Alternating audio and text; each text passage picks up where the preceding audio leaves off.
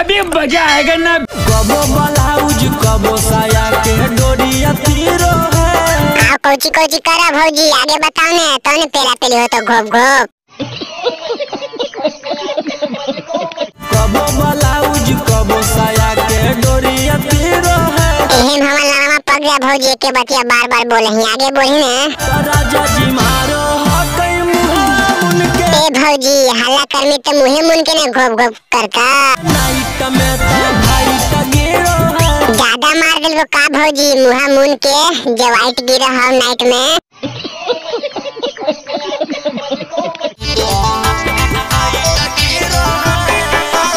हे भौजी डांस तो बड़ी मस्त करे हमर नौजल खड़ा हो जाए समझ नहीं मैं करे मोचुचा घोप घोप कर दिए। बड़ा हरामी हो बेटा। कबो पलंग कबो खटिया पर ले जाके मारो है। ए भौजी तो नीचे ले जाके भी मारो हो तो जी बेलनवा से। कबो चीर कबो पट सैया जी हमारा पारो है। ए भौजी निहुरा दे अभी का घोप घोप करे ले। छुए छापे नहीं दिए तो हमसे लड़े ले भीरो है। ए भौजी छुए कैसे ले देनी तोरा लड़के कहा ले घोप घोप करे ले।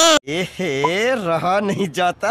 राजा जी मारो हकई मुहा मुनके। ए भौजी खैर मनाओ कि मुहे मुन के मार ले भैया नकिया मुन के मार देता ने तो उजर का साथ में ललको फेंक दे तो फाच फाच।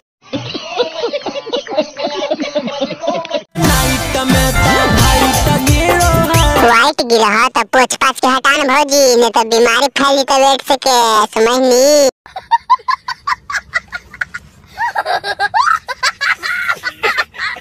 भाई के वीडियो खत्म हो गया ठीक हो अगर मजा आया तो चैनल हमारे सब्सक्राइब कर ले बटन पे क्लिक करके ठीक हो ज्यादा मजा आए तो दोस्त के पास शेयर करने हो सके मजा दे रहे ठीक हो घोप घोप के।